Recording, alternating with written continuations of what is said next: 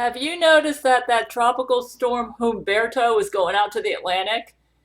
Loree McBride is on a blitzkrieg orchestrating all these hurricanes to try to knock out my Gale shield.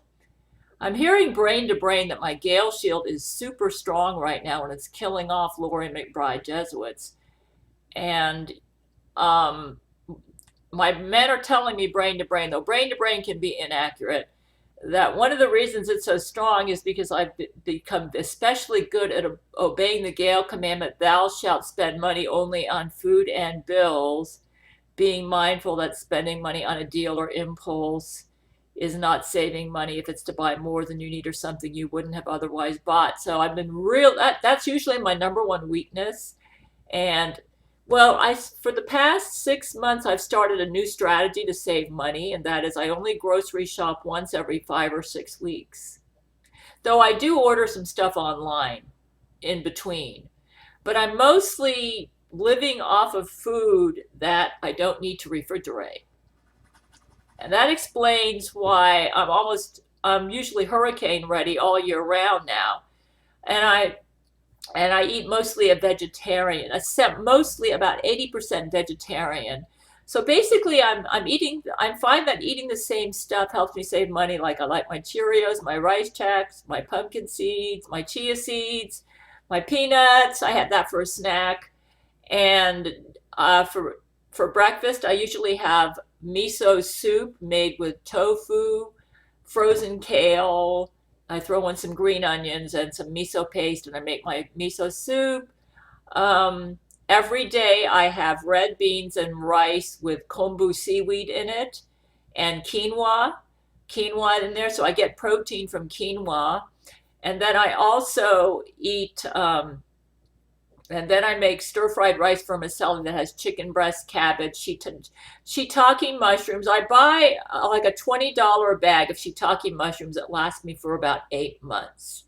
And it's dehydrated, and I just rehydrate it. That's forest mushrooms if you're a Chinese cook.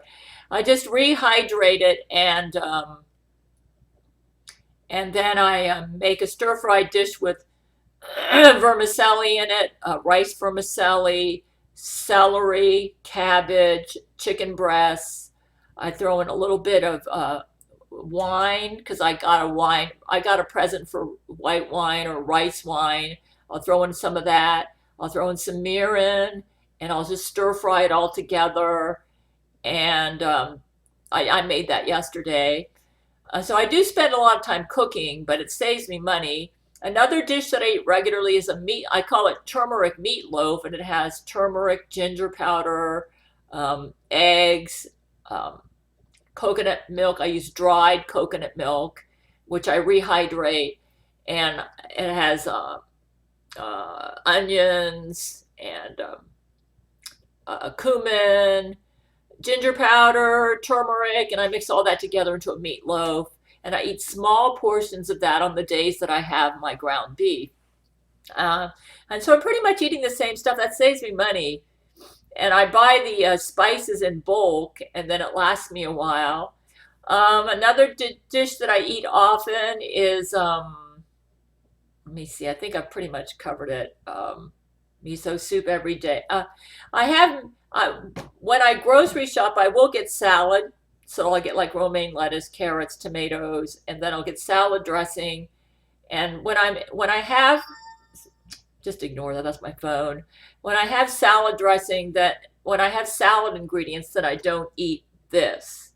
So basically I've come up with a way, and then I get canned food, canned vegetable. When I run out of my frozen, I also buy frozen vegetables, and I just eat it plain so that I don't get fat, It's so anyways, I eat basically there's a lot of the same stuff that saves me money. So the only meat that I'm getting is ground beef, and I get about 2 pounds. About I forget how much they say, about 2 pounds, I think, to last for 6 weeks. Chicken breasts, I buy the cheap Great Value brand in the freezer section, and I use that. That'll last me for 6 weeks or longer.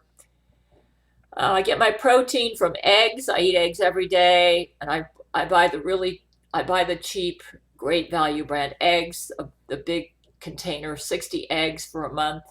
And so I boil my eggs, and so that's it. I'm saving. That saves me money because I only have to shop.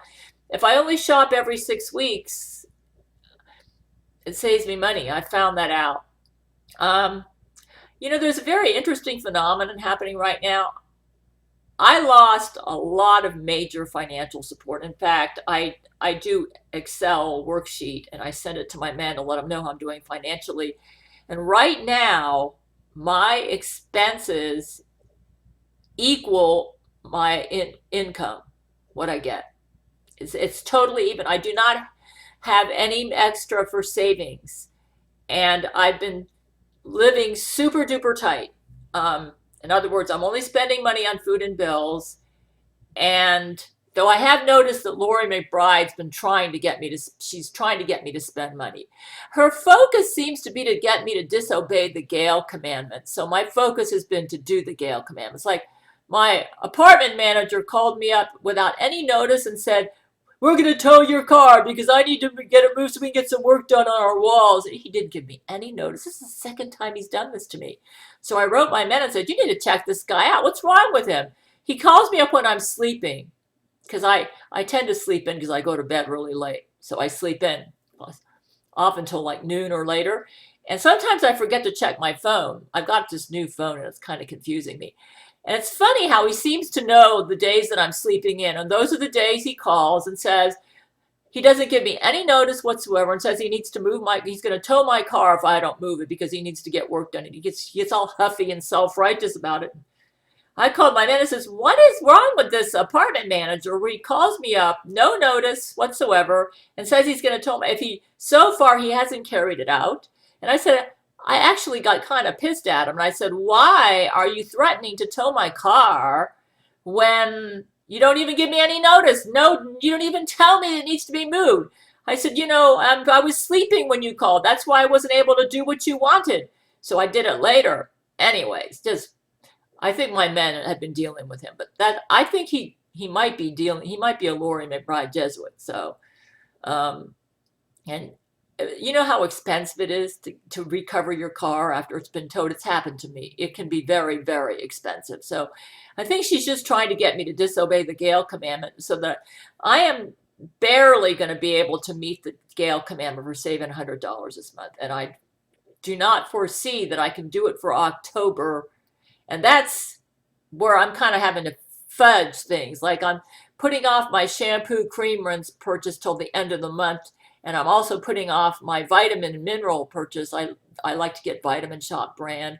I'm putting that off to the end of the month so I can fudge it and see how I can work it so that I can save $100 this month.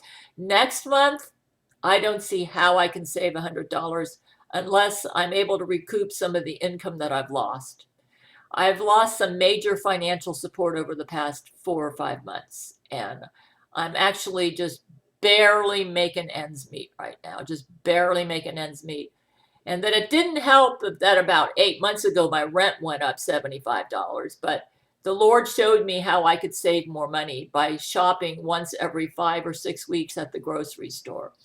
But you know what I find interesting? And I've told Terrence actually talked to me about a month ago.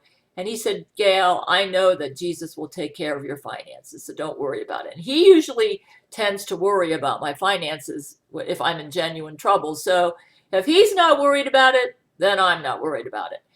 And you might say, well, maybe the Lord wants you to do something extra. That's the reason I'm spending extra time reading the Bible this month, to make sure that I'm in tune with his spirit. And I follow John MacArthur's principles found. He believes that to know God's will, you need to saturate yourself with the word. You need to have an attitude of submission to authority. You need to be spirit-filled, word-filled. I'll have a link to underneath this video on how to know God's will for your life. So basically, I'm following the desires of my heart. And right now, I just feel like I want to soak myself in Bible for Tribulation Saints and the traditional Bible to make sure that I maintain the right perspective about my current financial situation.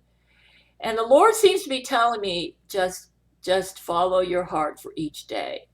And one day by day, one day at a time, you are on my path, and I'll make sure that everything works out so that you can do the Gail commandments. And it's like he's saying, Gail, September is September, October is October. So don't worry about October right now. You just do what you know you need to do right now. Now, there's something very interesting. We are in a palindrome. Did you know tomorrow's my birthday? And I'm going to be 62, hard to believe.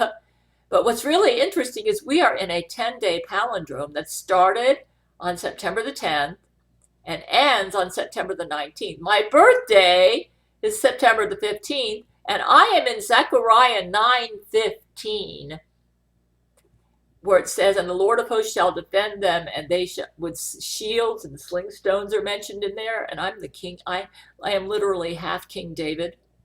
Half of my genetic profile is half King David. So something's going on this right now, something big.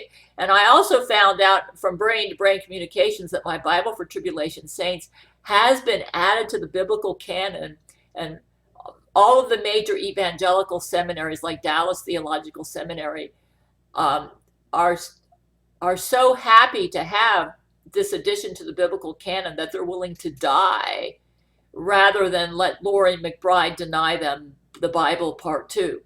So I just, this is kind of boggling my mind that the Lord has used me, a sinful woman, to add to the biblical canon. And it appears, and he's always told me, Gail, you're a lot more important than you think you are. I'm actually a pretty humble person. The Lord has sent earthquakes down in answer to my prayer. In 1994, when Loree McBride used a Paramount Studios attorney to send me a notice from Paramount forbidding me to write Brent Spiner, saying that I and my husband were harassing them. That's a kind of complicated story. It was actually my ex-husband who wrote a nasty letter to Brent because he was a Jesuit, but they got me in on the harassment deal because of what my ex did. So anyways, I went to God in prayer about that. And I cried, I disgraced your name. I'm committing adultery long distance with Brent Spiner. And now he's acting like he never even called me up on the phone and made love to me. And I'm so sorry. I disgraced your name, Jesus. And within 12 hours, God sent the Northridge earthquake. Right after I got that notice from Paramount, the Lord sent the Northridge earthquake. So Jesuit Loree McBride, the Northridge earthquake was Jesus Christ's response to you using your Jesuit attorney at Paramount Studios to send me that notice of harassment. Yeah, that was Jesus Christ's response to what they did to me. Yeah, she's saying, well, you're a crazy lady, and so they had to send you a notice to stop writing Brent Spiner. Well, I wasn't harassing him. I was writing him friendship letters. It was my ex-husband who was harassing them because he found out about it and he got jealous and he threatened Brent with bad press if Brent ever contacted me again. And then of course I prayed to Jesus and said I never wrote Brent anymore after I got that. I was forbidden to contact Paramount, and then he got a wiretap on my phone and we communicated that way from 1994 to about 2001. A wiretap on my Seattle phone. So Jesus sent an earthquake down. And then when I was going through my divorce with my ex, we had the Ash Wednesday earthquake in 2001. And Jesus said, Gail, you're the reason nobody died. So I'm obviously a pretty important person to Jesus. And then we got this palindrome happening right now. What's really interesting, September 15th is my birthday. And September 19th, when the palindrome ends, is my born again birthday. I was saved on September 19th, 1971. So there's something definitely big going on right now. And just check out these dates. Also, the palindrome, it's for the palindrome for this century, that are the 7-day 17 is a divine number.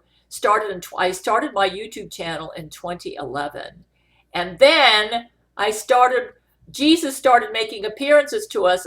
He started talking to me February 2012, and my Bible for Tribulation Saints got admitted to the canon, I believe, this year, 2019. So look at these dates, man. They're really uncanny. Is Jesus dropping hints about something?